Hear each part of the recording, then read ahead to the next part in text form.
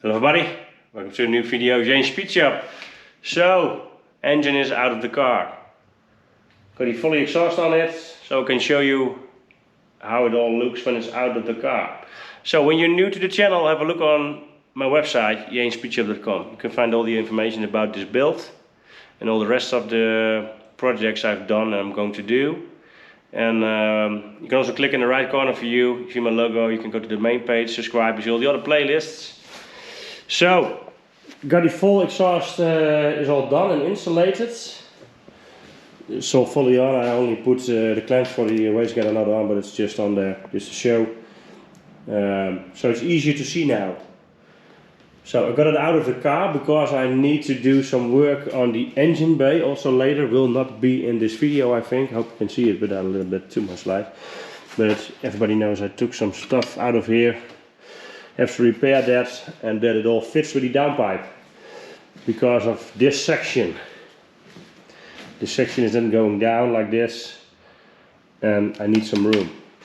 So, how far am I? So everything, the whole fitment, everything is very good. The only thing what I needed to do was getting an oil line fitted. So this is an AN12 fitting that's on here. So this outside hose is 24 millimeters, inside is 15. So that's also the inside of what's coming out of here. So this AN12 is normally, I think, a little bit bigger, but this is what is delivered with the package.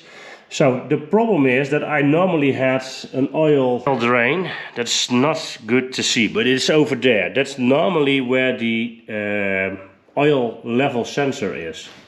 So I don't know if you can see it over here, it's not really possible to see. But the problem is I can never have a hose in between. So what it is, I have Teflon line and it's going to be on here. It's going to be welded on there, it's just aluminium. And then I have a nice drain, nice flow back to the sump and have no interference with anything else. So the big thing now is, of course, I have to drop the pan, and I'm not going to weld on here when it's still connected. So yeah, so what I'm going to do is drain all the oil and remove this pan. I also wanted to drain the oil, so I wanted to do afterwards that I started, because if you put the cylinder heads on it, there is always some stuff, things like maybe a little bit too much sealant on the inside or any other debris that will come in the oil into the filter, and you want to have it out. So what I'm going to do now, I have an extra oil filter. I will drain the oil. That's the oil that is in there since the rebuild. I changed the oil filter before, after 1,000 kilometers. What I'm now going to do is I'm going to put new oil in it, and when it's had a few heat cycles, I will change the oil filter again. And that's it then for that point. So what I need to do is I have to remove the transmission because this section needs to come off completely up till here. So it looks a lot of work, but it's not that bad because the engine is already standing for a few, I think 2 months or something. It is not started, so all the oil is in the oil pan. So it's all drained out. So I drain it out and I can just get it all. I have to take the complete exhaust system off, then I can put it in my engine stand and flip it over. I'm not sure if I can flip it over with the covers on it, otherwise I just put it in and that is just hanging and I can just unbolt it from underneath. It's not really a problem. I can lay underneath and put the pan back on, no problem. So that's what I'm going to do, weld it in here. I checked the oil level. The oil level with the engine standing like this is about here. It's 10.5 centimeters from the bottom, or something like here. So I put it in here, so it will drain the oil above the, so maybe the best point was maybe over here.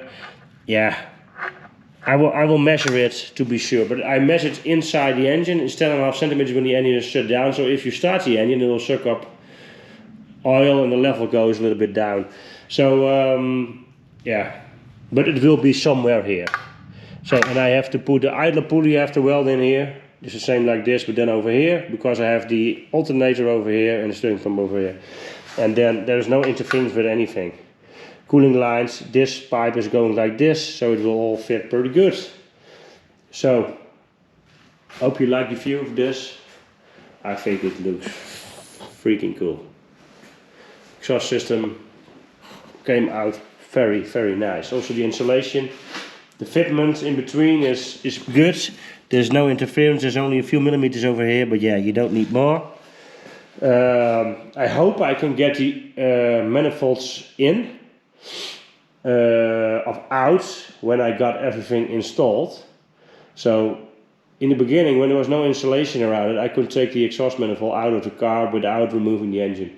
So when I put everything back, I will put it back with the manifolds on there, because it is just very hard to reach these bolts. So these are pretty good, these are good. This is not that easy, this is also not that easy. And on the other side we have the same issue underneath, because it's tight. But it's not really a problem, because getting the engine out is not really a big thing. So, but yeah, I think it just takes you a little bit longer if you want to remove those nuts, but for the rest. So I'm going to remove everything. When I got everything in the engine stand and remove the sump, I will put it back on, and I will show you the underside of the engine. Also nice to see after 1,000 kilometers how it looks and how clean the oil is still or not. We will see.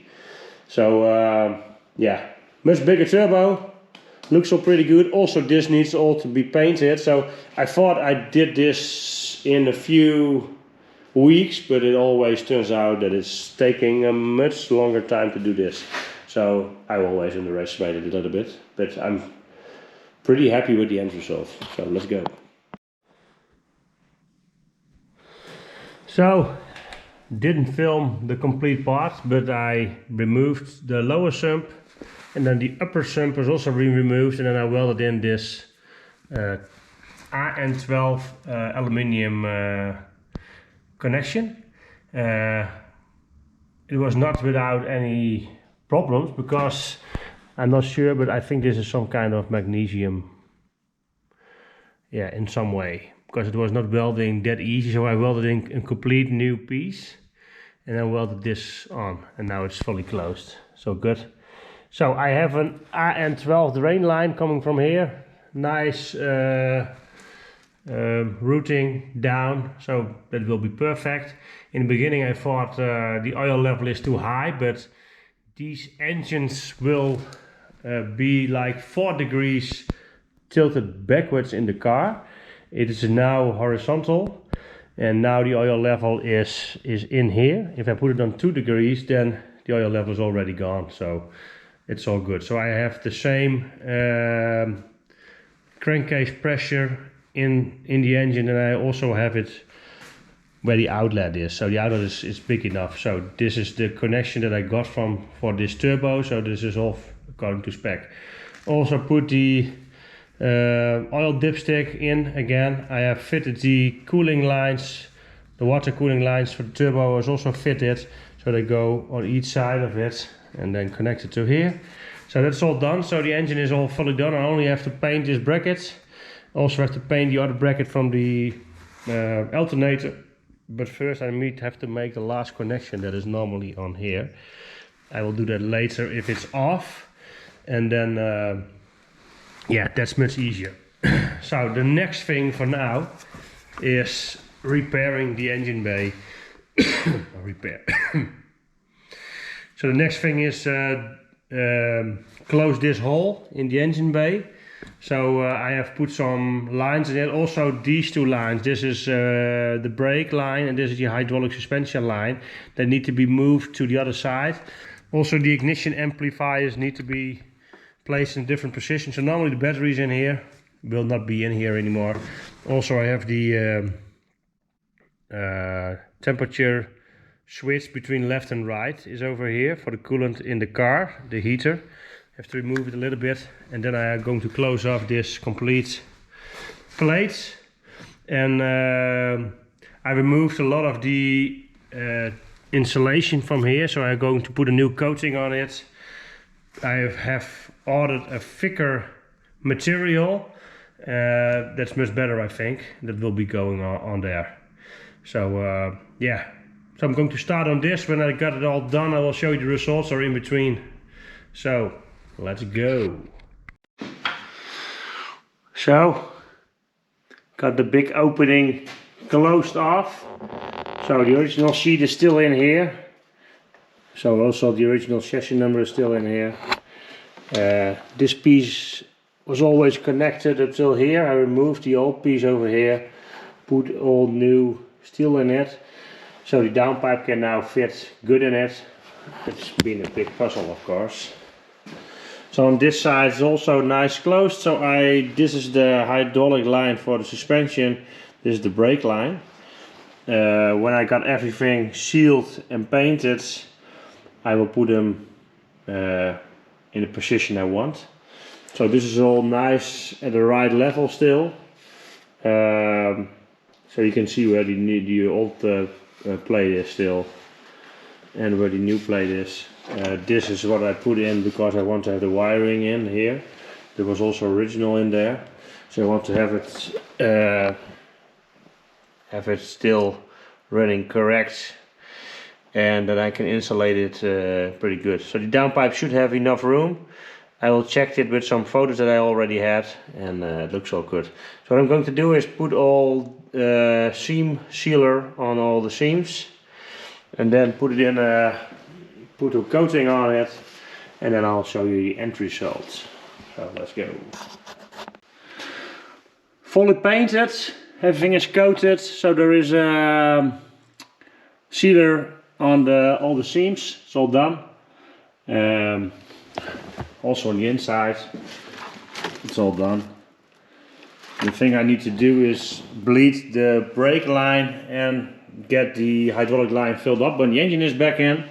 So for you it's just one clip, for me it's about 2 weeks later because I had to work, of course. So and I have to do something about my garage because it's full of stuff. So also going to do this summer some go-karting. So I bought one for my children. I have to build another one with a 2-stroke engine. So that's why it's so full. So I have to get sort some stuff out here. So I have a little bit more room. So the engine needs to go back in the car. So the wheels can go back on.